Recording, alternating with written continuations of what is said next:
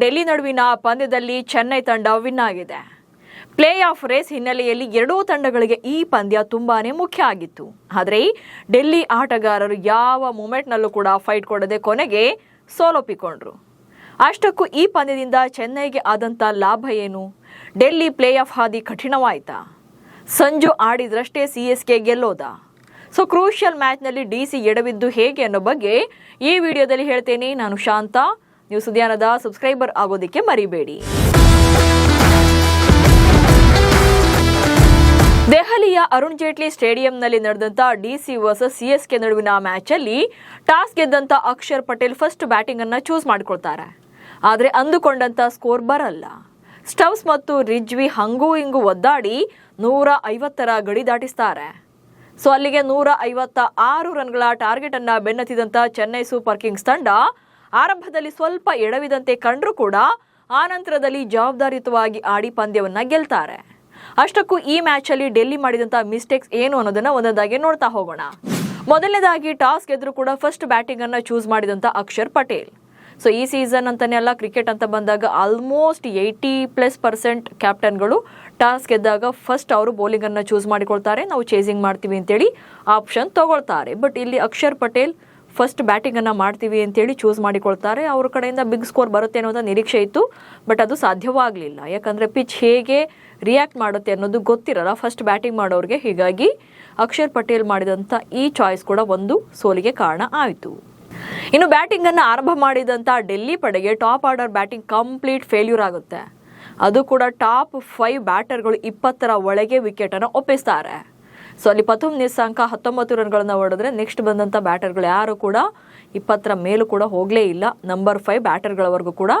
ಅನಂತರ ನಂಬರ್ 6 ಹಾಗೆ ನಂಬರ್ 7ನಲ್ಲಿ ಬಂದಂಥ ಸಮೀರ್ ರಿಜ್ವಿ ಮತ್ತು ಟ್ರಿಸ್ಟನ್ ಸ್ಟಬ್ಸ್ ಕಡೆಯಿಂದ ಒಂದೊಳ್ಳೆ ಸ್ಕೋರ್ ಬರುತ್ತೆ. ಸಮೀರ್ ರಿಜ್ವಿ 40 ರನ್ಗಳನ್ನ ಹೊಡೆದ್ರೆ ಸ್ಟಬ್ಸ್ 38 ರನ್ಗಳನ್ನ ಹೊಡಿತಾರೆ. ಸೊ ಈ ಇಬ್ಬರ ಆಟಗಾರರ ನೆರವಿನಿಂದಲೇ ಡೆಲ್ಲಿ ತಂಡ 150ರ ಗಡಿಯನ್ನು ದಾಟೋಕೆ ಸಾಧ್ಯವಾಯಿತು.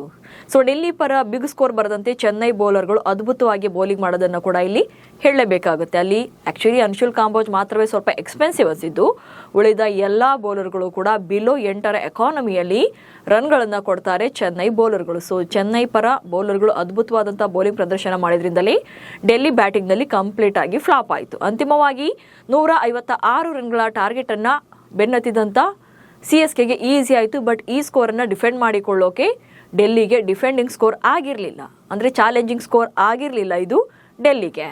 ಸೊ ಬೌಲಿಂಗ್ಗೆ ಬಂದ ಡೆಲ್ಲಿಗೆ ಆರಂಭದಲ್ಲಿ ವಿಕೆಟ್ ಸಿಕ್ಕರೂ ಕೂಡ ಆಮೇಲೆ ಸಿಗಲಿಲ್ಲ. ಸೊ ಮೊದಲನೇದಾಗಿ ಋತುರಾಜ್ ಗಾಯಕ್ವಾಡ್ರನ್ನ ಬೇಗ ಔಟ್ ಮಾಡ್ತಾರೆ, ಜೊತೆಗೆ ಉರ್ವಿಲ್ ಪಟೇಲ್ ಕೂಡ ಔಟ್ ಮಾಡ್ತಾರೆ. ಆದರೆ ಅನಂತರದಲ್ಲಿ ವಿಕೆಟ್ ತೆಗೆಯೋಕೆ ಸಾಧ್ಯವಾಗಲಿಲ್ಲ. ಇನ್ನು ಯಾಕಂತಂದರೆ ಚೆನ್ನೈ ಪರ ಸಂಜು ಸ್ಯಾಮ್ಸನ್ ಒಂದು ಕಡೆ ಕ್ರೀಸ್ ಕಚ್ಚಿ ನಿಲ್ತಾರೆ. 52 ಬಾಲಲ್ಲಿ 87 ರನ್ಗಳನ್ನ ಹೊಡಿತಾರೆ. ಆ್ಯಂಡ್ ಸಂಜು ಹಾಗೆ ಕಾರ್ತಿಕ್ ಶತಕದ ಜೊತೆಯಾಟ ಚೆನ್ನೈಗೆ ಪ್ಲಸ್ ಆಯಿತು. ಹೀಗಾಗಿ 17.3 ಓವರ್ಗಳಲ್ಲಿ ಪಂದ್ಯವನ್ನ ಗೆದ್ದು ಮುಗಿಸ್ತಾರೆ.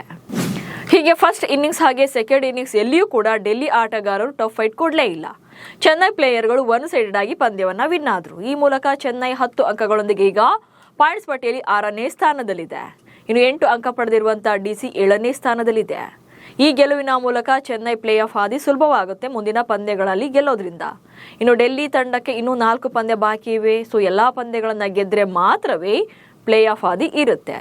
ಸೊ ನಿನ್ನೆ ಮ್ಯಾಚಲ್ಲಿ ಡೆಲ್ಲಿ ಸೋತ್ರು ಕೂಡ ಡೆಲ್ಲಿ ತಂಡದ ಬ್ಯಾಟರ್ ಹಾಗೆ ಕನ್ನಡಿಗ ಕೂಡ ಆಗಿರುವಂತ KL ರಾಹುಲ್ ಅವರು ಆರೆಂಜ್ ಕ್ಯಾಪ್ ಅನ್ನ ಗೆದ್ದಿದ್ದಾರೆ. ರಾಹುಲ್ 10 ಇನ್ನಿಂಗ್ಸ್ಗಳಲ್ಲಿ 180+ ಸ್ಟ್ರೈಕ್ ರೇಟ್ ನಲ್ಲಿ ಶತಕ ಬಾರಿಸಿದ್ದಾರೆ. ಅಂದ್ರೆ ಇದರಲ್ಲಿ ಒಂದು ಶತಕ ಇದೆ, ಜೊತೆಗೆ 3 ಅರ್ಧ ಶತಕಗಳ ನೆರವಿನಿಂದ ಟೋಟಲ್ ಆಗಿ ಈ ಸೀಸನ್ ನಲ್ಲಿ 10 ಇನ್ನಿಂಗ್ಸ್ಗಳಿಂದ 445 ರನ್ಗಳನ್ನು ಕಲೆ ಹಾಕಿ ಹೈಯೆಸ್ಟ್ ಸ್ಕೋರರ್ ಆಗಿ ಆರೆಂಜ್ ಕ್ಯಾಪ್ ಅವರ ತಲೆ ಮೇಲೆ ಸದ್ಯಕ್ಕಿದೆ. ಇನ್ನು ಸೆಕೆಂಡ್ ಪ್ಲೇಸ್ ನಲ್ಲಿ ಅಭಿಷೇಕ್ ಶರ್ಮಾ ಇದು 440 ರನ್ಗಳನ್ನು ಹೊಡೆದಿದ್ದಾರೆ. ಸೊ 5 ರನ್ಗಳ ಡಿಫರೆನ್ಸ್ ಇದೆ ಇಬ್ಬರಲ್ಲಿ. ಇವತ್ತು ಪಂಜಾಬ್ ಹಾಗೆ ಹೈದರಾಬಾದ್ ಪಂದ್ಯ ಇದ್ದು ಇವತ್ತಿನ ಪಂದ್ಯದಲ್ಲಿ ಅಭಿಷೇಕ್ ಶರ್ಮಾ ಮತ್ತೆ ಟಾಪ್ 1ಗೆ ಇರುವಂತಹ ಸಾಧ್ಯತೆಗಳಿವೆ. ನಮಸ್ಕಾರ.